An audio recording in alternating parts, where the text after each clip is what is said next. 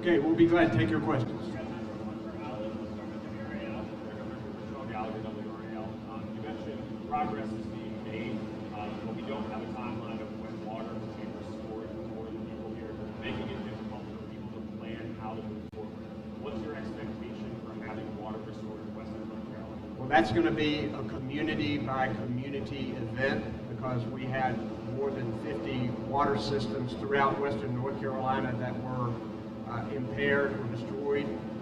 Many of them are coming back when the power comes back, so people are getting water a bit at a time. By that I mean that communities are coming on one at a time. We're seeing progress in that. As for Asheville and the places in Buncombe County it serves, it's still going to be a while. There is progress being made, but we don't know yet. We have engineers from the U.S. Army Corps of Engineers who are here working with civil engineers and others to make sure that we are doing everything we can to get water back on all over Western North Carolina. But we don't have a specific timeline on Asheville Buncombe right now. Do you have anything on that?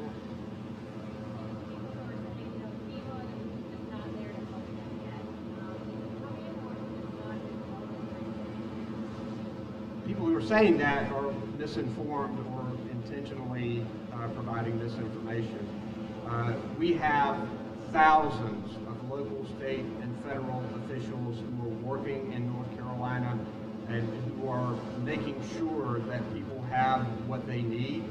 There are some very isolated communities that they're doing airdrops and working to find temporary ways to get to them. But if you knew what was happening on the ground, you would see that there is a coordinated effort to help people. Already, FEMA has, I think, more than 104,000 people who have registered for assistance. More than $31 million has been distributed. They have 1,700 people in hotel rooms in their temporary shelter program. There's a lot that's happening right now to help people where they're at.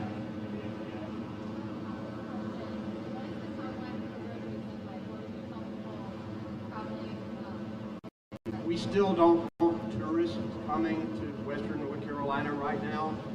We need to preserve roads for the commodities that are coming in, for utility workers, for cell phone workers, for people who are medical assistance. We have a lot of work going on to provide, making sure that people are getting their oxygen, making sure they're getting their regular medical supplies. So we don't want people coming right now. There will be some roads that will take quite a while in order to repair, because if you've been to Western North Carolina, you know that some roads are very rugged on a beautiful day with no storm. Roads that have been damaged are going to take a while to repair, but we've already gotten $100 million in beginning emergency response from federal DOT.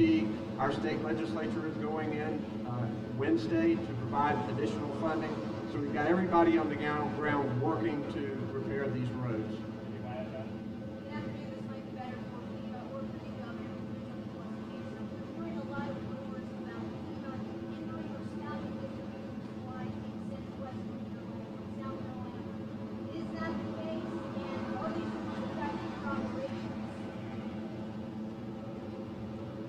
Absolutely false. We are managing this disaster across 6 states right now. We continue to bring in resources. I had people on the ground before this disaster, before the storm hit this part of Western North Carolina. We have continued to bring in those resources, and it was part of me being here on Monday of last week, working with the governor to identify what additional resources need to be coming in.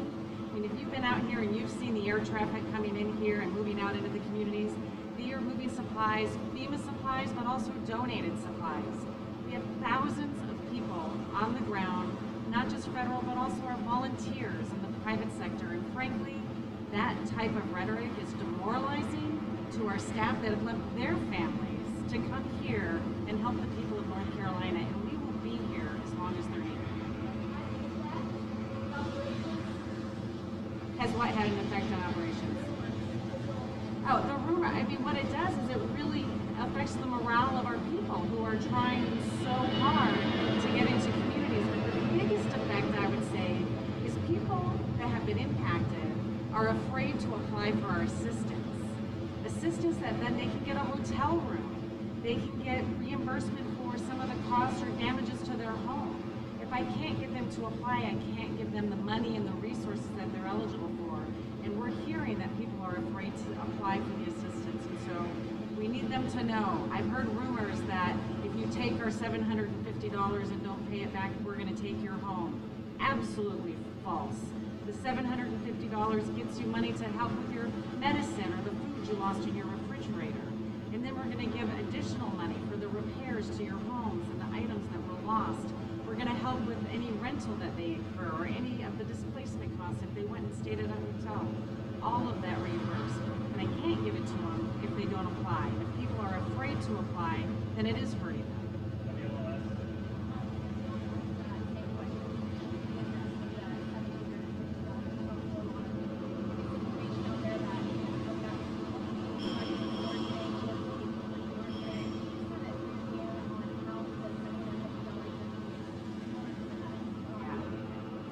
Appreciate that question. So we know people have immediate needs right after these storms.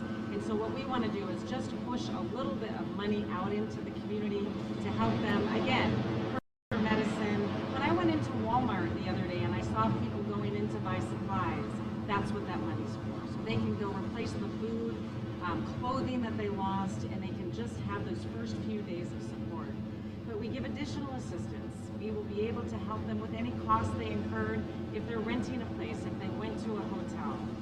We will also be able to give them funding and resources, financial resources for repairs to their home. We will work with them for long-term support if they're going to be out of their home for a long period of time because the damages are so extensive. That's just that initial infusion, which really helps people in those first few days, so needed. And it's actually a new program that we just started, and we didn't have this before. The rest of the funding will continue to come, and again, I need people to apply for that so we can get them the resources they need. Yeah, so I have a question. Are there people still unaccounted for at this point? And if so, how many and what areas? So that number is rapidly dwindling as federal and state officials are working to check on reports that have been given to Central Place regarding people who may be missing or people they hadn't been able to get in contact with. We know a lot of reunifications have occurred that have not been reported back. We know that a lot of people have finally gotten cell phone service and talked to the people who made the report that hasn't gotten back to us. We should have a good number on that, maybe by the end of the day or tomorrow. The administrator and I were just talking about that, and we'll try to get that number out publicly because I know a lot of people are interested in it, and they should be, because we are checking on every report that we get. There are soldiers and National Guard and emergency management people going door to door, working to try to find people when there is a report that they have not gotten the communication. But that number has dwindled significantly, and we hope to give you that number very soon. For Governor Cooper or any DOT staff, just any updates that you can provide on accessing the roads leading to reservoirs near Black Mountain or Swananoa, and what particular challenges you're facing in terms of clearing those roads and providing access to those reservoirs? I don't have specific information with me on that, and I don't think I have a transportation secretary with me. We will get you that information, Jordan, if you can make sure that we find that out. We've got a little over 100 roads that are working to clear, and those kinds of roads are prioritized to make sure that we're getting utility crews in, repair crews in, making sure that we can get commodities to people who haven't been reached.